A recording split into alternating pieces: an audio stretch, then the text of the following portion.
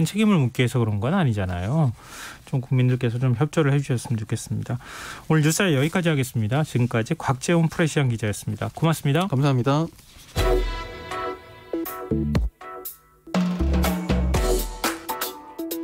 더 나은 내일을 준비하는 시간 KBS 1라디오 김성환의 시사야. 앞선 뉴스에서 전해드린 것처럼 국내 코로나19 신규 확진자가 80명을 기록했습니다. 이틀 연속 200명대를 유지하면서도 확산세 정점은 꺾인 거라는 분석도 지금 나오고 있는데요. 방역당국은 전국 확산을 앞둔 폭풍전야의 상황이다. 정반대 분석을 내놓으면서 그 배경에 또 관심이 쏠리고 있기도 합니다. 오늘 인터뷰 시간에는 엄중식 가천대 길병원 감염내과 교수 연결해서 자세한 이야기 나눠보겠습니다. 교수님 안녕하십니까?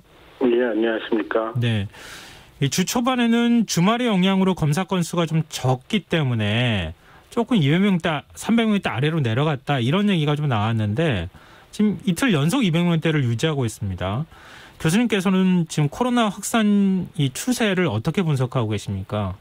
네, 390명이 넘는 그런 확진자가 나온 날에 비하면 100명 이상 차이가 나게 적게 나온 건 사실입니다. 그런데 실제로 확진자들의 이 양상을 보면 더 상황은 좋지 않습니다. 왜냐하면 여러 집단에서 감염이 여기저기서 발생을 하고 있습니다.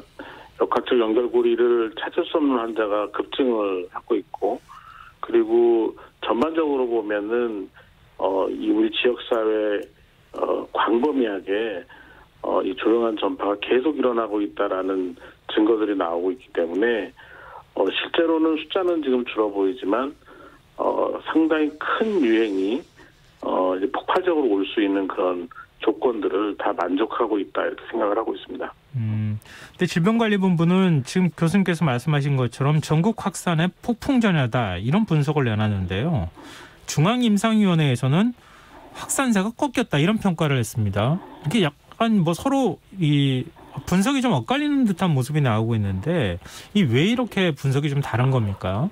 아무래도 이제 다루는 임상 자료가 좀 다르기 때문이라고 생각합니다. 그런데 지금 방역과 관련된 특히 이제 확진자의 발생을 확인하고 역학조사를 하는 것과 관련해서는 질병관리본부가 기본적으로 가장 충실한 데이터들을 갖고 있고 지금까지 예측을 거의 벗어난 적 없이 잘 해왔기 때문에 현재로서는 질병관리본부의 입장을 조금 더 신뢰할 수 있다라고 생각을 하고요. 네. 물론 중앙임상위원회에서 얘기한 것처럼 상승세가 꺾이고 환자가 줄어든다면 그것만큼 좋은 일은 또 없습니다. 근데 어제 대한감염학회 등 한 11개 전문 단체라고 알고 있는데요. 사회적 거리두기 3단계 격상이 불가피하다는 성명서를 발표를 했습니다. 근데 중앙임상위에서는 3단계 격상에 반대한다는 입장인데요. 교수님 의견은 어떠세요? 근데 중앙임상위원회에서 이 봉쇄와 관련돼서 이제 반대한다는 입장이라고 해석하기는 좀 어렵습니다. 그 내용을 보면은 네. 이 코로나19의 유행을 봉쇄로 완전히 끝을 낼 수 없다라는 입장이지 실제로 이런 거리두기 단계를 올리는 것을 반대한다라고 해석할 수는 없습니다. 실제로 이 거리두기 단계를 올리는 것도 이제 봉쇄와 같은 상황을 만들어서 코로나19를 완전히 박멸시키고 우리나라에서 생기지 않게 하겠다는 목표가 아닙니다. 결국은 이 확진자가 급격하게 증가하는 대구 경북과 같은 상황보다 더 어려운 상황이 생기는 거를 조기에 기세를 꺾어서 전파의 고리를 끊어냄으로 인해서 전체적으로 우리 사회가 겪는 그런 손실이나 피해를 최소화하고 그리고 비교적 관리가 가능한 범위 내에서 이 유행을 끌고 가기 위한 방법이지 완전히 없애는 방법은 아니거든요. 그래서 그건 해석을 조금 우리가 좀 다시 해볼 필요가 있습니다. 네. 그럼 중앙임상위에서 3단계 격상에 반대한다 이런 입장을 표명한 것은 아니군요. 근데 그러면 3단계 격상을 한다고 하면은 교수님 보시기에 조금 더 기다렸다가 3단계 격상을 하는 게 맞습니까? 아니면은 지금이라도 선제적으로 3단계로 올려야 되는 겁니까? 지금 이제 이 부분에 대해서 논란이 굉장히 많지만 네. 방역과 관련된 또 감염 전문가들의 대부분은 선제적으로 3단계로 올라가는 것이 전체적으로 보면 이런 경제적 손실이나 사회적 피해를 최소화할 수 있는 방법이라고 생각을 하고 있습니다. 우리가 상반기를 생각을 해보면 대구 경북 지역에서 이 감염병이 코로나19가 유행을 급격하게 시작했을 때 생각보다 굉장히 빠르게 그 위기 단계를 심각 단계까지 올렸습니다. 기준에 맞지 않음에도 불구하고 심각 단계까지 빠르게 올리고 그래서 강력한 사회적 거리두기를 한 2달 이상 유지하면서 그 유행의 고리를 끊어냈거든요. 근데 그 결과물이 상반기 OECD 국가 중에서 가장 경제적 손실이 적은 그런 나라로 평가를 받았습니다. 근데 지금 상황은 상반기보다 훨씬 더 위험한 상황이라고 생각을 하기 때문에 이런 경우에는 좀 더 과감하고 선제적인 대응이 필요하다고 생각을 합니다. 다음 달 말이면 추석 명절 연휴가 시작이 되지 않습니까? 일본에서는 최악의 경우에 추석 연휴 이동이 어려워질 수 있다 이렇게 밝히기도 했는데요. 교수님 보시기에도 그렇습니까? 네, 우리나라가 전통적으로 이제 추석 명절 때는 굉장히 이동량이 많이 늘어납니다. 그러니까 앞서 말씀드린 것처럼 우리가 좀 과감하고 선제적으로 대응을 해야지만 추석 연휴 전에 충분히 확진자 수를 떨어뜨리고 관리가 가능한 범위 내까지 방역을 할 수 있게 되거든요. 그 상태가 돼야지 우리가 추석 명절을 어느 정도 여유를 갖고 이동도 허용하고 우리가 이제 그 기존에 갖고 있는 사회적 가치를 좀 실현할 수 있는 그런 기회를 갖게 되는데 만약 이게 잘 관리가 안 돼서 추석 연휴 전까지 충분하게 확진자 수가 감소하지 않으면 추석 기간 동안에 이동을 통해서 또다시 한번 폭발할 수 있는 그런 상황이 되기 때문에 이동을 제한할 수밖에 없는 그런 상황이 됩니다. 그래서 지금의 대응이 너무나 중요하다 이렇게 말씀드리겠습니다. 그리고 수도권에 남은 코로나 중환자 병상이 7개밖에 없다. 이런 분석도 지금 나오고 있는 상황인데요. 교수님께서 보시기에는 지금 현재 상황, 지금 그 중환자들을 수용할 수 있는 지금 노년층 특히 60대 이상의 환자 비율이 굉장히 높은 상황이기 때문에 굉장히 절박한 상황인 것 같은데 현재 상황 어떻게 평가하십니까? 지금 감염병 전담병원과 같이 코로나19의 어떤 대응을 주도하는 것으로 결정된 병원에서의 중환자 병상은 거의 다 찼다고 보고 있습니다. 실제로 제가 근무하는 인천에 있는 병원으로 서울에 있는 중환들이 매일 한두 명씩 계속 전원이 되고 있는 그런 실정입니다. 지금 상황에서는 중환자 진료를 위해서 조금 더 상급종합병원이나 대형 종합병원에서 이 중환자실 또는 응압실을 조금 더 확보를 해서 여유를 갖추지 않으면 이 중환자들이 급격하게 늘어났을 때 대응하기가 어렵다고 생각을 하고 있습니다. 교수님 병원은 지금 상황이 어떻습니까? 저희도 지금 중환자를 보고 볼 수 있는 음압병동은 자리 여유가 없이 거의 다 찼고요. 네. 지금 이제 또 병동을 확보하기 위한 노력을 계속 하고 있습니다. 근데 이게 병동을 확보하는 게 좀 시간이 걸리지 않겠습니까? 금방 네, 되는 겁니까? 네, 당연히 시간이 걸립니다. 왜냐하면 이미 입원해 있는 분들을 또 다른 병동으로 이동을 시키거나 아니면 퇴원을 시켜야 되는 문제가 있는데 이게 환자의 상황에 따라서 금방 되지 않고요. 그다음에 중환자를 보기 위해서 준비되지 않은 일반 병동을 중환자를 보기 위한 병동으로 바꾸려면 여러 가지 시설이나 장비를 좀 고치고 또 보급을 해놔야 됩니다. 그리고 인력도 재배치를 해도 이 과정이 생각보다 시간이 상당히 걸리는 그런 상황입니다. 그러면 지금부터라도 나중에 또 어떤 또 3차 파고가 올지도 모르는 상황이니까 이 병상을 좀 확보해 놓는 게 필요하겠군요. 네, 지금 상황에서는 지금 우리가 확보하고 있는 병상보다 적어도 1.5배에서 2배 정도를 더 확보하는 게 안전하다고 생각을 합니다. 네. 그리고 병상 문제도 있지만 의료진들의 건강이 더 걱정인데요.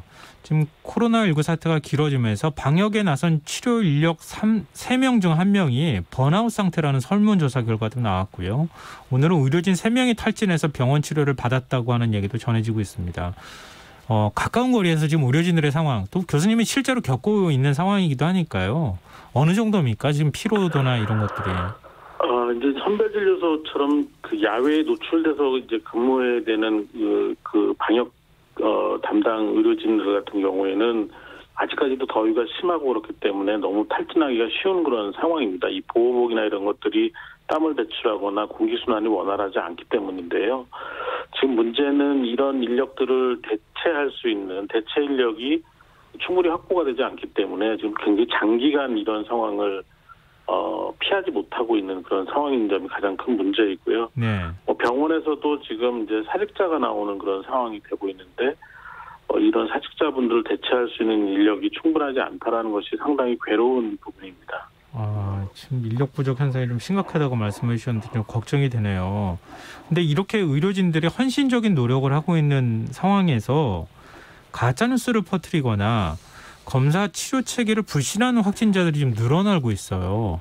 의료진들이 고충이 더 가중되지 않겠습니까? 네, 이런 가짜뉴스, 인포데믹이라고 보통 얘기를 하는데, 이거는 그냥 단순히 소문으로 끝나는 것이 아니라 실제로 이런 가짜뉴스를 믿게 되는 또 이 가짜뉴스를 통해서 뭔가를 결정하게 되는 분들의 경우에는 잘못된 결정이나 판단을 이끌어낼 수가 있습니다. 그렇게 되면 진단이 늦어지거나 또는 다른 사람에게 전파되는 것을 막지 못하는 상황이 되기 때문에 이 유행 상황을 더 악화시키게 됩니다. 결국 그거는 의료기관, 병원과 의료진에게 큰 부담으로 다가오기 때문에 이 부분에 대해서는 좀 강력한 그런 대응이 필요하다고 생각을 합니다. 지금 정부는 의료진들을 위한 휴식 프로그램을 마련하겠다 이런 얘기를 하고 있는데요. 의료진들을 위해서 진짜 필요한 대책은 무엇인지 앞서 인력도 좀 부족하다고 말씀해 주셨지만 현장에서 직접 보시기에 이게 정말 급하다 이렇게 보시는 부분이 있다면요. 그래서 소진과 관련돼서 좀 여러 가지 치유 프로그램 같은 것들을 국가에서 제공을 하고 있는데 네. 실제 현장에서는 그런 프로그램을 이용할 수 있는 인력이 그렇게 많지는 않습니다. 왜냐하면 아까 말씀드린 것처럼 대체 인력이 적고 그다음에 그런 프로그램이 접근성이 그렇게 좋지는 않습니다. 근데 지금 사실은 이 유행 자체가 좀 더 적극적이고 선제적인 대응을 해서 우리가 확진 환자가 10명, 20명 사이로 나올 정도로 안정적으로 관리되는 그러다가 효과적인 치료제나 백신이 나와서 이 우리나라에서 유행을 끝낼 수 있는 그런 상황이 돼야지 의료진들이 쉴 수가 있는 거지. 지금 상황에서는 어떤 방법도 지금 이렇게 그러니까 좀 편하게 우리가 의료진들에게 제공할 수 있는 방법이 없어 보입니다. 근데 의료진의 처우나 수당을 좀 올릴 수 있는 방법도 있겠는데 일본의 경우에는 코로나 진료는 일반 의료수가의 2배로 지금 책정을 한다고 하더라고요. 우리나라 현실은 어떻습니까? 네, 일부 감염병 전담병원이나 또는 선별진료소를 운영하는 그런 의료기관 이런 데에 일부 지원이 있긴 있습니다. 그렇지만 실제로 코로나19뿐만이 아니라 여러 가지 부담을 의료기관들이 병원들이 갖고 있는데 이 부분에 대해서 명확한 그런 지침이 없는 상황입니다. 그래서 실제로 이렇게 손실보상을 받는 병원들은 그렇게 많지 않은 것으로 알고 있습니다. 근데 정부에서는 계속 해주겠다고 말하는데 왜 안 되는 걸까요? 실제로 이제 이런 보상을 하는 것과 관련돼서는 여러 가지 법적인 기반과 그리고 규정들이 필요한데 그런 것들이 지금 잘 정해져 있지 않은 것이 문제라고 생각을 합니다. 내일부터 사흘 동안 대한의사협회에서 2차 집단 휴진에 지금 들어가게 되는데요. 가천대 길병원은 그동안 선별진료소를 운영해왔지만 전공의 파업이 시작이 되면서 가급적 보건소에서 코로나19 검사를 받도록 유도하고 있다고 하던데요. 지금 병원 내 상황은 어떻습니까? 네, 지금 저희가 선별진료소도 운영을 했었고 그리고 지금 호흡기 안심센터라는 걸 운영을 해서 열이 나거나 호흡기 증상이 있는 환자분들에 대한 진단 치료를 제공을 하고 있는데요. 전공의 선생님들이 이제 업무 중단을 하면서 이제 호흡기 안심센터를 운영하면서 진료를 해왔던 교수님들이 이제 입원 환자 진료를 해야 되는 상황이 생기면서 지금 어제부터 폐쇄를 한 상황입니다.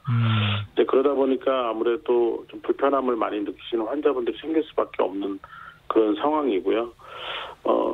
조금 상황이 좀 그렇게 좋지는 않는 그런 상태입니다. 의료 현장에 계신 분으로서 국민들께 마지막 당부 한 말씀 해주신다면요. 네, 지금은 굉장히 위기 상황입니다. 그리고 이 위기 상황을 극복해 나가는 힘은 방역 당국 또 병원들이 열심히 노력을 해야 되는 부분도 있지만 대구 경북의 큰 위기를 넘기는 힘도 결국 국민에서 나왔습니다. 지금 여러 가지 어려운 점이 있으시겠지만 가급적 집에 머물러 주시고 외출을 하셔야 된다는 상황이 되면 마스크를 꼭 잘 착용해 주시길 권합니다. 코까지 완전히 가려서 네. 밀착시킨 상태를 유지하셔야 됩니다. 네, 알겠습니다. 오늘 말씀 고맙습니다. 감사합니다. 예, 지금까지 가천대 길병원 감염내과 엄중식 교수였습니다. KBS 1라디오 김성환의 시사야 1부 순서는 여기서 마무리하겠습니다. 1부 끝곡으로 존 레논의 이매지엔 들으시고요. 전 11시 정각 2부에 다시 찾아오겠습니다.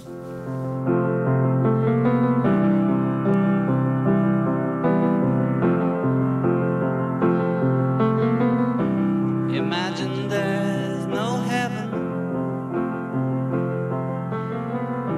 It's easy if you try.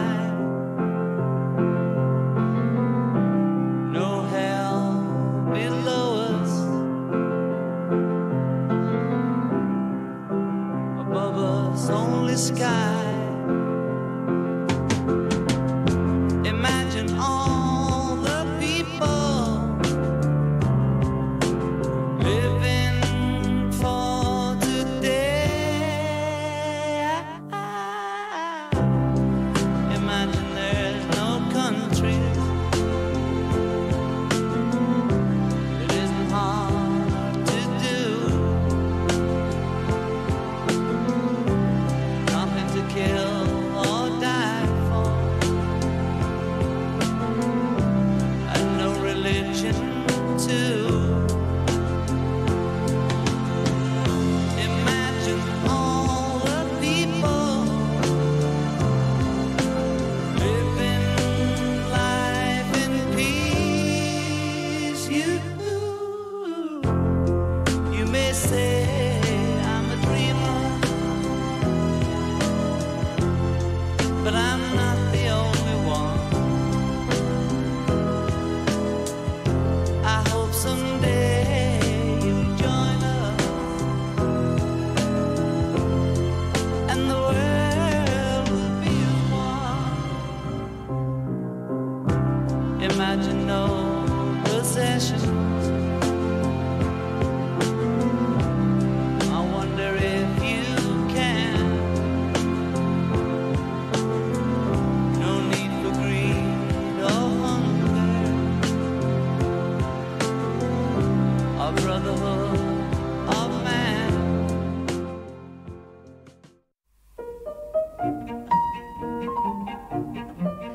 방송통신위원회는 한국방송공사에 대해 제어가 심사를 진행하면서 시청자 여러분의 의견을 접수하고 있습니다. 더 나은 방송을 위해 시청자 여러분의 많은 참여를 바라며 자세한 사항은 방송통신위원회 홈페이지 www.kcc.go.kr을 참고하시기 바랍니다.